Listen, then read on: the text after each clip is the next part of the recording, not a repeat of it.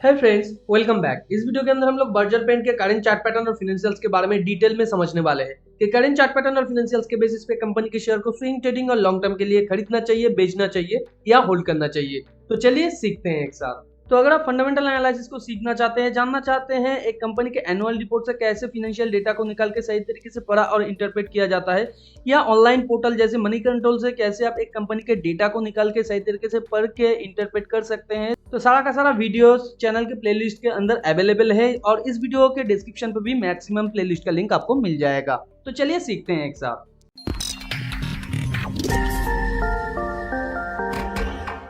तो जैसे कि आप स्क्रीन पे देख पा रहे हैं, ये बर्जर पेंट का वन डे का चार्ट है। तो यहाँ पे कंपनी के करंट चार्ट को थोड़ा समझते हैं। 2018 से ये एक लगातार बुल ट्रेंड स्टार्ट किया था, उसके बाद इसने first spike, second spike, third spike के साथ इसने अपने बुल ट्रेंड को कंप्लीट किया है। हालांकि 2020 में मार्केट गिरा था जब, तब इसका शेयर प्राइस उतना ज्यादा नहीं गिरा। यहाँ पे जो स्पाइक एंड चैनल का फॉर्मेशन क्रिएट हुआ था उसके आसपास ही गिरा और फिर मार्केट ने रिबैक किया और उसके बाद यहाँ पे थर्ड स्पाइक कंप्लीट करने के बाद डबल टॉप क्रिएट करके एक वेज के फॉर्मेशन में नीचे आया और यहाँ पे डबल बॉटम क्रिएट करके फिर एक चैनल के थ्रू ये ऊपर जाने की कोशिश किया है। तो यहाँ पे अभी अगर आपके पास कंपनी का शेयर स्विंग ट्रेडिंग पोजीशन के लिए है या लॉन्ग टर्म के लिए है तो आपको क्या करना चाहिए। देखिए, कोई भी शेयर का प्राइस जब एक चैनल के थ्रू मूव करता है और वो एक ट्रेंड के अंदर होता है, वो साइडवे में नहीं एक ट्रेंड के अंदर होता है, तब वो एक ट्रेंड का वीक फॉर्मेशन होता है। यानी वो ट्रेंड एक स्ट्रॉन्ग ट्रेंड नहीं होता है, वो कुछ देर एक्सटेंड होने के बाद फिर वो चैनल के स्टार्टिंग पॉइंट तक आ जाता है। जैसे कि यहाँ पे एक स्पाइक एंड चैनल का फॉर्मेशन हम लोग कह सकते हैं कि स्टार्ट हुआ। यहाँ पे थोड़ा सा मार्केट साइडवे में था, फिर एक स्पाइक हुआ यानी ब्रेकआउट किया है यहाँ पे, और यहाँ से इसने चैनल को स्टार्ट किया है और लगातार एक चैनल के थ्रू ये मूव कर रहा था और यहाँ पे अपने फाइनल स्पाइक के थ्रू इसने चैनल को ब्रेकआउट किया है। ब्रेकआउट करने के इमीडिएट बाद ये नीचे आ गया है। हालांकि ऐसा ही होना चाहिए था, क्योंकि अचानक अगर कोई चैनल को ब्रेक करे तो उसका अगला कैंडल नीचे आने की कोशिश करता है, क्योंकि ये फर्स्ट टाइम ब्रेकआउट है और उसके बाद लगातार ये नीचे मूव करने की कोशिश कर रहा है। तो यहाँ पे अगर आपके पास शेयर था तो ये जो बिग कैंडल इसने क्रिएट किया था, जो चैनल को ब्रेकआउट किया था, यहाँ पे ही आपको क्लोज कर देना चाहिए आपका जो स्विंग पोजीशन था। तो कंपनी के शेयर अभी तक अगर आपके पास स्विंग ट्रेडिंग के लिए है तो करेंटली जो इसका सपोर्ट बन रहा है वो है 554 के आसपास, जो कि है यहाँ पे। यानी यहाँ से यहाँ तक का जो प्राइस एक्शन है उतना ही अगर हम लोग नीचे पकड़ लेते हैं तो हमारा फर्स्ट यहाँ पे सपोर्ट आ जाता है। उसके बाद जो यहाँ पे सेकेंड सपोर्ट इसको मिलेगा, यहाँ से यहाँ तक का जो प्राइस एक्शन है उतना ही हम लोग अगर नीचे पकड़ लेते हैं तो 530 के आसपास आ जाता है। उसके बाद जो थर्ड सपोर्ट पॉइंट आपको मिलेगा, ये चैनल का जो लोअर पॉइंट है इसके आसपास आपको 505 के आसपास सपोर्ट मिलेगा।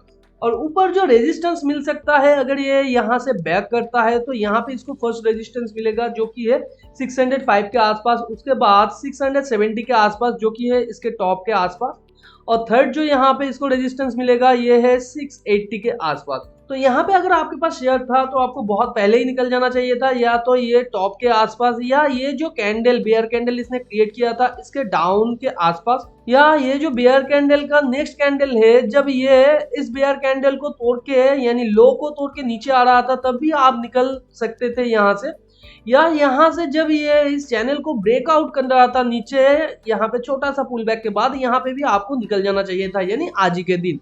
तो अगर आप यहाँ पे अभी तक निकल नहीं पाए तो आप कैसे निकल सकते हैं। तो देखिए, कंपनी का शेयर प्राइस बहुत नीचे आ गया है, क्विकली ये मूव लिया है, तो यहाँ पे प्रोबेबिलिटी अभी ये बन रहा है ये और एक दो कैंडल यहाँ पे क्रिएट करेगा, फिर ये थोड़ा सा पुल बैक करने की कोशिश करेगा 20 EMA के आसपास। तो जब ये 20 EMA के आसपास ये पुल बैक करेगा तब आपको निकल जाना है यहाँ से। ये तो एक मेथड हो गया। करेंट सिचुएशन में भी आप यहाँ से निकल जा सकते हैं, क्योंकि ये शेयर का प्राइस नीचे ये जो मैंने सपोर्ट पॉइंट्स बोला है इसके आसपास जा सकता है। तो ये क्यों जा सकता है आने वाले टाइम पे, क्योंकि यहाँ पे कंपनी का जो ओवरऑल फंडामेंटल है उसमें तो कोई भी गड़बड़ी नहीं है। देखिए, ओवरऑल मार्केट जब नीचे जाता है या एक बेयरिश पोजीशन में होता है तब मैक्सिमम अच्छा कंपनी का शेयर भी नीचे गिरने लगता है, और जब अच्छा टाइम होता है तो खराब से खराब कंपनी भी अच्छा परफॉर्म कर जाता है। तो यहाँ पे निफ्टी आप देख सकते हैं पिछले कुछ दिनों से यहाँ पे गिर रहा है थोड़ा सा, तो इसका जो नेक्स्ट सपोर्ट बनेगा वो इसके नीचे तक बनेगा, यानी और थोड़ा सा ये नीचे आ सकता है। या तो ये जो स्पाइक एंड चैनल का बॉटम है यहाँ तक भी ये आ सकता है। उसके बाद जो नेक्स्ट इसको सपोर्ट मिलेगा ये जो स्पाइक का डाउन साइड है यहाँ के आसपास। तो अगर शेयर प्राइस यहाँ तक और थोड़ा नीचे आ सकता है तो ये भी थोड़ा सा नीचे और आ सकता है। और अगर आप इस शेयर के अंदर नया पोजीशन बनाना चाहते हैं स्विंग ट्रेडिंग का, तो आपके लिए वेट एंड वॉच करना बेटर रहेगा, क्योंकि ये जिस बेयर चैनल से मूव कर रहा है जब तक इसे तोड़ के फिर नीचे आके सपोर्ट लेके फिर ऊपर जाने की कोशिश ना करे और पिछले टाइम का जो स्विंग हाई है इसे तोड़ के इसका शेयर प्राइस ऊपर ना जाए, तब तक यहाँ पे कोई भी स्विंग ट्रेडिंग का पोजीशन रिस्की हो सकता है। अगर आप बेहतर रीड कर सकते हैं चार्ट को तो आपके लिए यहाँ पे नीचे भी आप स्विंग पोजीशन ढूंढ सकते हैं, मगर एक आइडियल पोजीशन या एक अच्छा पोजीशन तब होता है जब प्रीवियस स्विंग पॉइंट को तोड़ के शेयर प्राइस ऊपर जाए, तब यहाँ पे एक अच्छा प्रोबेबिलिटी बनता है कि शेयर का प्राइस ऊपर जाए। और अगर आप लॉन्ग टर्म के लिए होल्ड कर रहे हैं तो अभी आपके लिए बात करना चाहूंगा कंपनी का जो क्वार्टर ऑन क्वार्टर रिजल्ट है वो स्विंग ट्रेडर और जो लॉन्ग टर्म इन्वेस्टर दोनों को ही फॉलो करना चाहिए। तो क्वार्टर ऑन क्वार्टर रिजल्ट में आप देख सकते हैं ईच एंड एवरी क्वार्टर इसने पिछले 7-8 क्वार्टर से लगातार ईयर ऑन ईयर बेसिस पे अपना रेवेन्यू को बढ़ाया है।